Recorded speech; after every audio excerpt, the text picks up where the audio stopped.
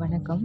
ரமா கோவிந்த் ஆன்மீகம் சேனலில் இன்றைக்கி நம்ம பார்க்க போகிற பதிவு உணவு பற்றிய பதிவு. நோய் எதிர்ப்பு சக்தியை அள்ளி கொடுக்கும் கேழ்வரகு, அதை பற்றி ராகி சொல்லுவாங்க, அதை பற்றி தான் பார்க்க போகிறோம். நம்மளோட பாரம்பரிய உணவு வகையில் ஒன்று கூழ். இது சிறுதானிய வகையில் ஒன்றான கேழ்வரகில் தயாரிக்கப்படுது.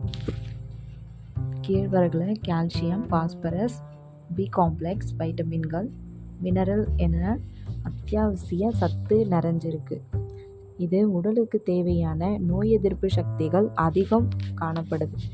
எளிதில் ஜீரணமாகக்கூடிய ஒரு மிக சிறந்த உணவு.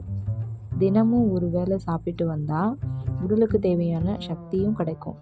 உடல் உழைப்பு அதிகம் தேவைப்படுறவங்க காலையும் மாலையும் கேழ்வரகு கஞ்சி அல்லது ரொட்டியாக செஞ்சு சாப்பிட்லாம். இதில் இருக்கிற கால்சியம் நரம்பு மண்டலத்துக்கு சக்தி அளிக்குது. ஆனால் இரவு வேளையில் கேழ்வரகு தவிர்ப்பது நல்லது. இதையடுத்து கேழ்வரகில் உள்ள நன்மை பற்றி இனிமேல் பார்க்கலாம். கேழ்வரகில் மிக அதிக அளவு கால்சியம், பாஸ்பரஸும் உள்ளதால் வயதானவங்களுக்கு ஏற்படும் எலும்பு தேய்மான தீவிரம் குறைய, இரத்தத்தில் கால்சியம் அளவை தக்க வைக்குது. கேழ்வரகு எளிதில் ஜீரணமாகக்கூடிய ஒரு மிக சிறந்த உணவு அப்படின்றதுனால குழந்தைங்களுக்கு உகந்தது. 6 மாத குழந்தைக்கு கூழாக்கியும் கொடுக்கலாம். இரத்த சோகை உள்ளவங்க முளைக்கட்டிய கேழ்வரகை சாப்பிடலாம். இதில் 15% இரும்பு சத்து இருக்குது. இதனால் இரத்த சோகை போயிடும். குழந்தை பிறந்த தாய்மார்கள் இந்த உணவை சாப்பிட்டு வந்தாங்கன்னா தாய்ப்பால் சுரப்பும் அதிகரிக்கும். உடல் எடையை குறைக்க நினைக்கிறவங்க அரிசி சாதத்திற்கு பதிலாக கூழை குடிச்சு வந்தால் விரைவாக உடல் எடை குறையும்.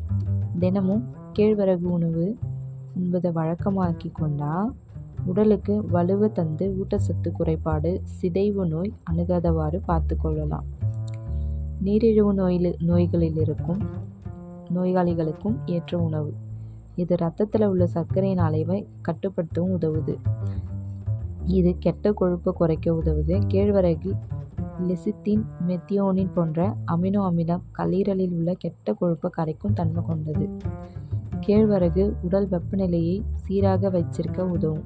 உடல் சூட்டை குறைச்சி உடலுக்கு குளிர்ச்சியும் தரும். கேழ்வரகுல அதிக அளவு நார்ச்சத்து உள்ளதால் எளிதில் ஜீரணமாக உதவுது. மலச்சிக்கல் பிரச்சனைகளை